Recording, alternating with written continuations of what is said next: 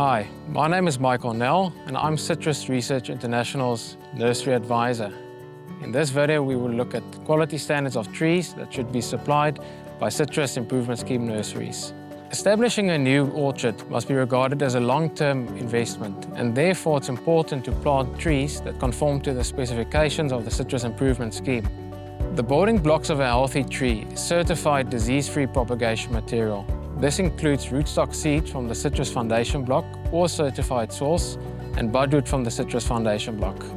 Growers can order different standards of trees from nurseries, the most common standard being the whip tree. This tree is an example of a whip tree, which is the default standard of tree that should be delivered to a farmer. The tree is topped between 50 and 80 centimeters and must be topped on round, hard wood. The height at which a tree must be topped is dependent on the farmer's preference. Round wood is basically the form of the wood at which you snip the top of the tree. So a younger shoot will have triangular wood, and round wood is a more mature shoot that you will be snipping off, or topping as we call it. So the topping action will encourage the tree to branch out from where the tree was topped. That will basically encourage a tree to start developing shoots sideways, and that will be your branching and your framework of the tree. So that will be in the nursery where the trees are topped, generally a week before delivery of the trees, before the farmer collects his trees. And yeah, it generally takes some nurseries in warmer areas 12 months, in colder areas up to 2 years to deliver and to grow a tree that is topped on round wood. The bud union must be at least 20 centimeters above the growth medium or ground and must be constant among the batch of trees. The tree should be visibly healthy and actively growing with no signs of nutrient deficiencies. Straight, strong stems are required, and the tree should be able to be planted without a stake under normal field conditions, although planting with a stake is advised. So trees must be free from living pest and disease symptoms to prevent spreading of pests and diseases into newly planted orchards. This is also according to the South African Plant Improvement Act.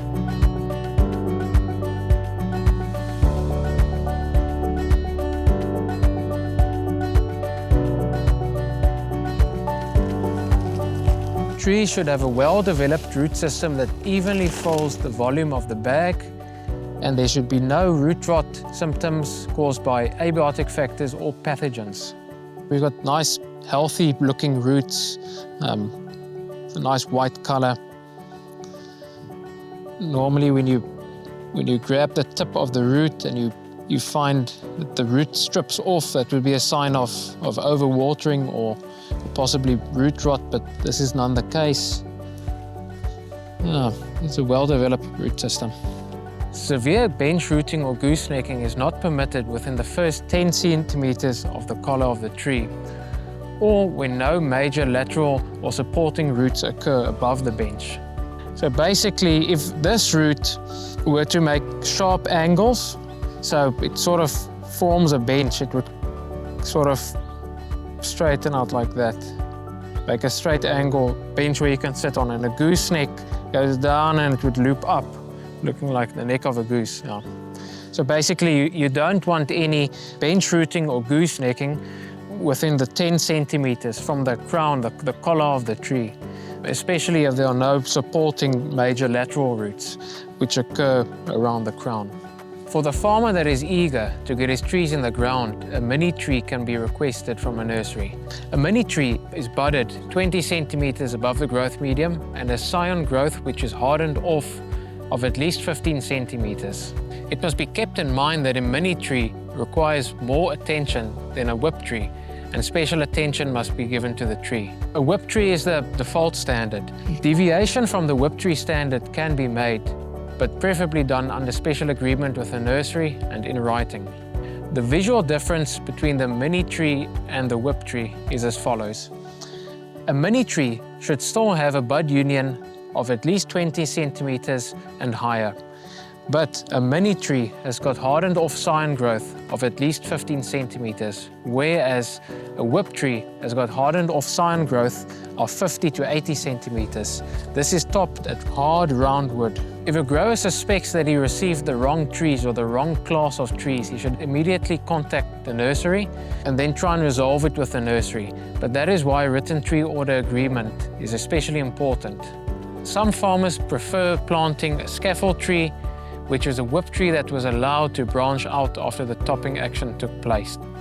Scaffold trees take longer to grow in the nursery. Both classes of trees have got a minimum bud union height of 20 centimeters. Both trees were topped at between 50 and 80 centimeters. The scaffold tree was allowed to grow on in the nursery for a longer period, and this framework of branches was formed. Buds would form and they would sprout, and the framework would start to grow from the whip tree. Irrespective of the tree class, a batch of trees must be delivered and must be uniform to ensure uniform growth of the orchard. When receiving a batch of trees, the farmer must inspect all of the trees to make sure that they conform to standards and set aside any trees that do not meet these standards. The nursery must be contacted and a way forward must be decided upon. Substandard trees must be replaced before planting. An agreement must be reached in the case of these trees dying or performing poorly. It's easier to manage a smaller section in the orchard that has uniform trees on the long run. Seeing that the establishment of a new orchard is a long-term investment, you want to start off with the right trees. So that is why you want to use quality trees made from certified plant material to get the best possible start, that you'll get the best return on your investment and that you have got good future growth on your orchard and you've got a business that's going forward.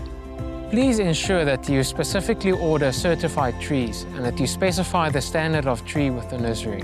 Upon delivery of the trees, demand a tree certificate, which is proof that the trees meet the minimum standards of the Citrus Improvement Scheme. If you require any other information regarding the tree standards of the Citrus Improvement Scheme, don't hesitate to contact the Nursery Advisory Service or any of CRI's Extension Officers nationwide.